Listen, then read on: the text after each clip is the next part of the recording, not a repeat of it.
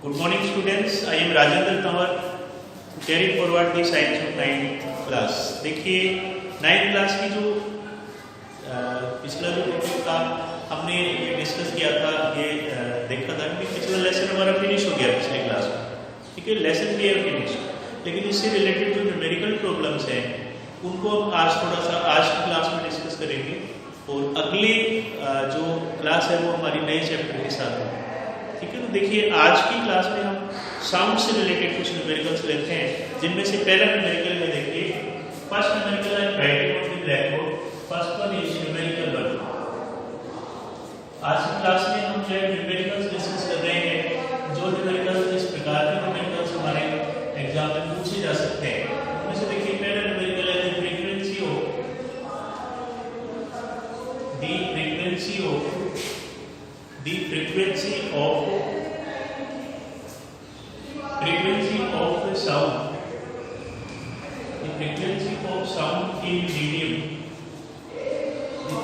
of sound in medium is 2 kilohertz. किसी medium में sound की फ्रीक्वेंसी इतनी है। ठीक है, फाइंड इट्स स्पीड when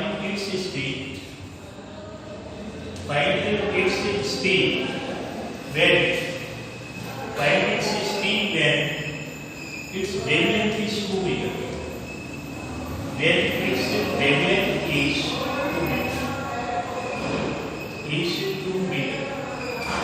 ये हमारे पास न्यूमेरिकल है। देखिए न्यूमेरिकल प्रॉब्लम्स को आगे लेकर चलने का हमारे पास जो प्रॉपर वे होता है वो ये होता है, first of all you note down the given things. जो चीजें आपको दी हुई हैं आप उसको पहले नोट कीजिए, क्या क्या चीजें आपको गिवन है। वो गिवन आपको सिंबॉलिक फॉर्म में लिखना है, सिंबल्स के रूप में। देखो फ्रीक्वेंसी को हम क्या तो स्मॉल एफ कहते हैं, ठीक है, और स्मॉल एफ आपको दी हुई है 2 किलोहर्ट्ज। उसके बाद देखो आपको जो है ना वेवलेंथ दे रखी है, वेवलेंथ को लैम्डा कहते हैं और लैम्डा दे रखा है आपको 2 मीटर। ये हमारे पास गिवन है और जो आस्किंग है पूछा इसमें क्या है कि to calculate we have to calculate the speed आपको कैलकुलेट करनी है। ये हमारे पास डिटेल्स हैं। ठीक है, अब देखिए कि हमारे पास फ्रीक्वेंसी दी है 2 किलोहर्ट्ज है। ठीक है, उसके बाद हमने देखा कि वेवलेंथ वेव की है 2 मीटर है। इसलिए पूछा कि बताओ इस वेव की इस मीडियम के अंदर स्पीड कितनी है, स्पीड कैलकुलेट करके बताइए। तो जरूर ऐसी स्थिति में हमें क्या होता है, ऐसा कोई रिलेशन ढूंढने की कोशिश करनी होती है जो इन तीनों क्वांटिटीज के बीच एग्जिस्ट करता हो। ऐसा रिलेशन हमारे पास है, वेव इक्वेशन के नाम से हमारे पास एक इक्वेशन है जिससे को हम यहाँ पर इस्तेमाल कर सकते हैं। लेकिन फिजिक्स में जो है फॉर्मूले को, इक्वेशंस को इस्तेमाल करने से पहले आपको इस बात की तरफ ध्यान देने की आवश्यकता होती है कि all units which are given with the quantities, ठीक है, should be in SI units. वो एसआई यूनिट ही होनी चाहिए। अगर फॉर्मूले में आपने एसआई यूनिट के अलावा यूनिट लिख दी और आपने कैलकुलेट कर दिया तो आपका आंसर बिल्कुल नहीं मिलेगा। ठीक है, आंसर विल बी रॉन्ग। ठीक है, तो आप इसमें देखो एसआई में कन्वर्ट करें, इसलिए सेकंड स्टेप में हम सभी इनको एसआई यूनिट्स में कन्वर्ट करते हैं। हमें पता है फ्रीक्वेंसी की एसआई यूनिट हर्ट्ज होती है, तो आप इसमें क्या करें, हर्ट्ज में चेंज करें। 1 किलो हर्ट्ज में 1000 हर्ट्ज होते हैं, इसलिए हम क्या कहते हैं 2000 हर्ट्ज में कन्वर्ट हो गई। उसके बाद लेंथ भी सही है, एसआई यूनिट में है। अब आप फॉर्मूला लगा दीजिए सॉल्यूशन के लिए। आप क्या लिखेंगे, since we know that v is equal to f lambda. ये हमारे पास वेव इक्वेशन होती है। तो इस वेव इक्वेशन में हमें सीधा सीधा इनकी वैल्यूज को रखना है, nothing more we have to do. हम यहाँ पर लिखेंगे कि f कितना है, फ्रीक्वेंसी हमारे पास 2000 है। ठीक है, और लैम्डा कितनी है, 2 मीटर है। हम देखते हैं कैलकुलेशन के बाद 4000 मीटर जो है ना पर सेकंड इस साउंड की स्पीड आती है। कहने का मतलब वो मीडियम जिसमें से साउंड गुजर रही है वो मीडियम ऐसा है, ठीक है, जिसमें इस साउंड की स्पीड जो है कितनी है, 4000 मीटर पर सेकंड। ये हमारा आंसर हो जाएगा। इस प्रकार से न्यूमेरिकल एनालिसिस करते हैं, न्यूमेरिकल्स को सोल्व करते हैं। तो this was the first numerical. Now we are coming to second. अब देखिए अगला न्यूमेरिकल लेते हैं सेकंड।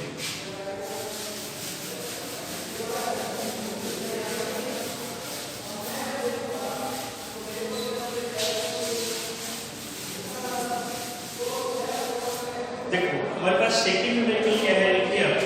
सेकंड न्यूमेरिकल इज कि find the time period of, find the time period of, find the time period of, find the time period of, find the time period of A sound wave, find the time period of A sound wave, find the time period of A sound wave which is produced by sound wave which is produced by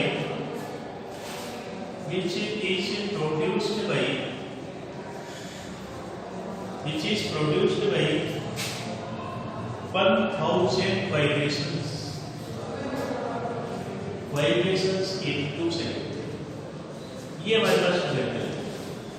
मतलब हमें पता है कि sound जो है vibration से पैदा होती है, इसकी ऑल आर फैमिलियर हो, ठीक है, हम इस चीज़ से परिचित है, हम इस चीज़ को जानते हैं कि साउंड वाइब्रेशन से पैदा होती है।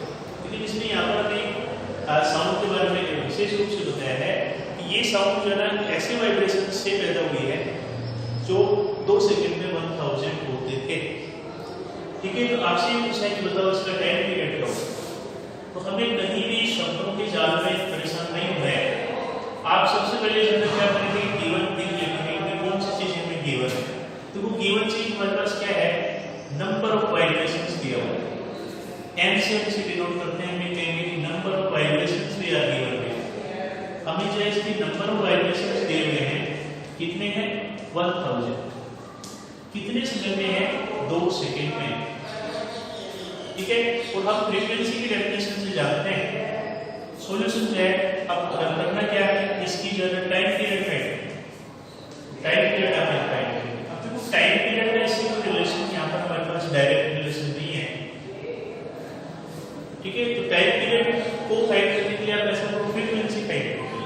आप यहाँ पर क्या लिखेंगे, सिंस एफ, एफ क्या होता है, नंबर ऑफ वाइब्रेशंस। डेफिनेशन से हम देखते हैं एफ क्या होता है, number of vibrations in 1 second. एक सेकंड में होने वाले वाइब्रेशंस की संख्या को हम फ्रीक्वेंसी कहते हैं।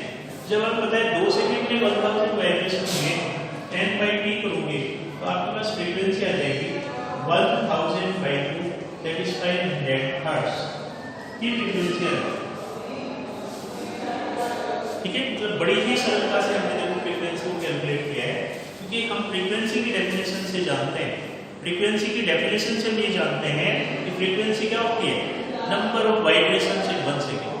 1 सेकंड में वाइब्रेशंस कितने हुए, 1 सेकंड में होने वाले वाइब्रेशंस की जो संख्या है वो ही उस वेव की फ्रीक्वेंसी कहलाती है, ठीक है। तो इसलिए हमारे पास ऑप्शन था, क्योंकि हमें पता है कि 2 सेकंड में वाइब्रेशन कितने होते हैं, 1000 वाइब्रेशन होते हैं। अगर 2 सेकंड में 1000 वाइब्रेशन होते हैं तो फिर 1 सेकंड में कितने हो जाएंगे, we have to divide this number of vibrations by 2। तो हमने इसको 2 से डिवाइड कर दिया, और 2 से डिवाइड करके हमारे पास क्या आ गई, फ्रीक्वेंसी आ गई। लेकिन हमें फ्रीक्वेंसी फाइंड नहीं करनी है। हमने क्यों सोचा फ्रीक्वेंसी फाइंड करने का, इस बात पर हमें विचार करना होगा। हमने फ्रीक्वेंसी फाइंड करने का इसलिए सोचा कि टाइम पीरियड फाइंड करना हमारे लिए कन्वीनियंट नहीं था, तो इसलिए जो है हमने क्या किया कि फ्रीक्वेंसी और टाइम पीरियड का रिलेशन होता है आपस में, तो इसलिए हमने क्या किया, पहले फ्रीक्वेंसी फाइंड कर ली। अब फ्रीक्वेंसी आने के बाद टाइम पीरियड और फ्रीक्वेंसी का रिलेशन होता है, ठीक है। तो आप क्या लिखेंगे, नाउ सिंस अब हमें जानते हैं कि टाइम पीरियड जो है किसके इक्वल होता है, 1/f, 1/फ्रीक्वेंसी के इक्वल होता है। तो आप फ्रीक्वेंसी का रेसिप्रोकल कर दीजिए, nothing more is left in this question. फिर we have to write this 1/500, ठीक है। और 1/500 लेकर आप इसे डिवाइड करें, देखो वाइब्रेशन इसका टाइम पीरियड आ जाएगा, 1000 से डिवाइड करेंगे, 0 से 1 0 आ जाएगा, डेसिमल से 1 0 आ जाएगा, फिर 1 0 लगाएंगे, दिस मच की सेकंड, कितना जो है इसका टाइम पीरियड है।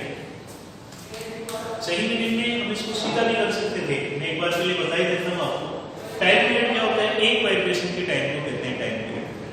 एक वाइब्रेशन का टाइम पीरियड जो है ना, उसको भी हम क्या कहते हैं, एक वाइब्रेशन के टाइम पीरियड को भी हम क्या कहते हैं, टाइम पीरियड, ठीक है, वो ही होता है टाइम पीरियड।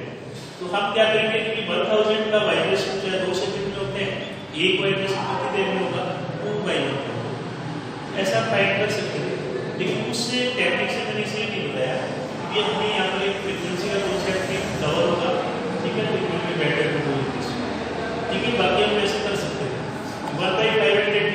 एक डेसिमल से एक जीरो ऊपर आ गया, फिर एक दूसरा जीरो लगाया तो उससे दूसरा जीरो आ गया, फिर तीसरा अगला जीरो लगाया तो उससे 1000 हो गई, 5 का डिवाइड हुआ 2 आ गया।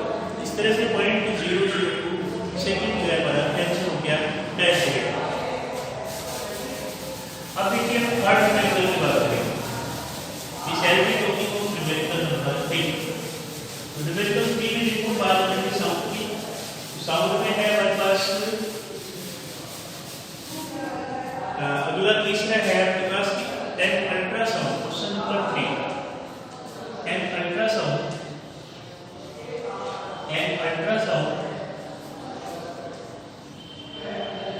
ठीक है, इट्स ए टारगेट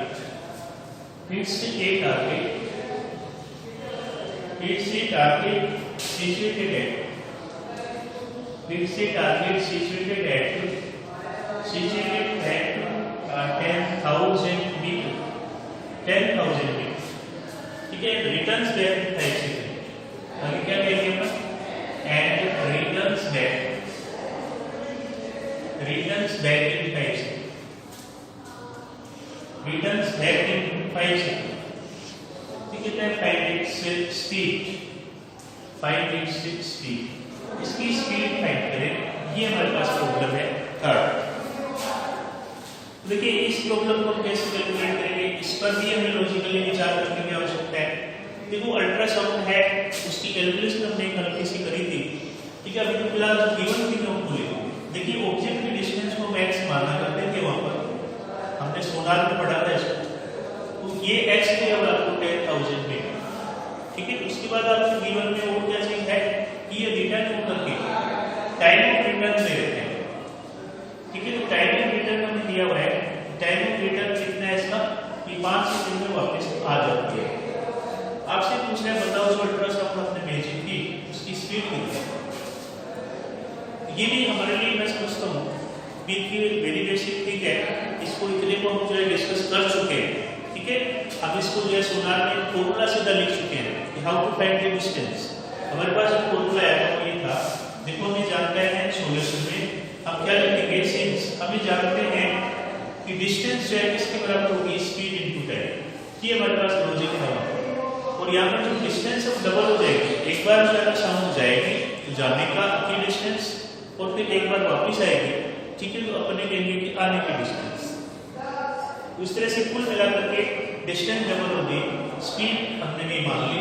टी हमारे पास टाइम है, टाइम ऑफ रिटर्न हमें दे रखे हैं, तो बी कितनी आएगी यहाँ से जानते हैं कि b equal to x by, आपके पास जो x है वो गिवन है, x कितना आपके पास 10,000 आपके पास x गिवन है, और फिर हमने क्या किया 5 सेकंड का इसमें डिवाइड, तो ये देखो आपके पास आता है 4000 मीटर पर सेकंड। ये अपन ये कहेंगे कि अल्ट्रासाउंड जो है कितनी स्पीड से जा रही है, ठीक है। This ultrasound is moving with 4000 metre per second. एक बार देखो फिर से हम इस पर गौर करते हैं न्यूमेरिकल पर भी। यहाँ हमें जो है डिस्टेंस ऑफ द ऑब्जेक्ट दिया हुआ था, टाइम ऑफ रिटर्न 5 सेकंड दिया हुआ था, बी हमें कैलकुलेट करना था। सोनार टेक्निक में हम जानते हैं, सोनार टेक्निक में 2x जो है वो b into t के बराबर होता है, ठीक है। और यहाँ पर जो है ना हमें फाइंड स्पीड करनी है, because we are given with the distance of the object. इसका डबल हमने इसलिए कर दिया क्योंकि एक बार साउंड जाएगी तो दोबारा वापस आएगी, तो इसलिए यहाँ पर ये रिलेशन हो गया v will be 2x by t, ठीक है। और यहाँ पर x की जगह हमने 10,000 रखा और फिर 5 से डिवाइड, इसको आप इससे काटेंगे, कैंसिल करेंगे तो 2000 टाइम कैंसिल होगा, इसको मल्टीप्लाई करेंगे तो 4000 मीटर पर सेकंड है इसकी स्पीड आ जाएगी। देखिए एक न्यूमेरिकल हमारे यहाँ हैवी नहीं होती हुई, इसी लेवल के न्यूमेरिकल हमारे सिलेबस में कवर्ड अप है। Now today this is the final discussion about this lesson. हमारा फिजिक्स पोर्शन पूरा हो गया, साउंड लेसन हमने कंप्लीट कर लिया, मोशन लेसन हमने कंप्लीट कर लिया, ग्रेविटेशन भी हम कंप्लीटेड। तो अब अगला लेसन जो है हम अदर जो है पार्ट से साइंस कर लेंगे अगली क्लास में। Thank you very much.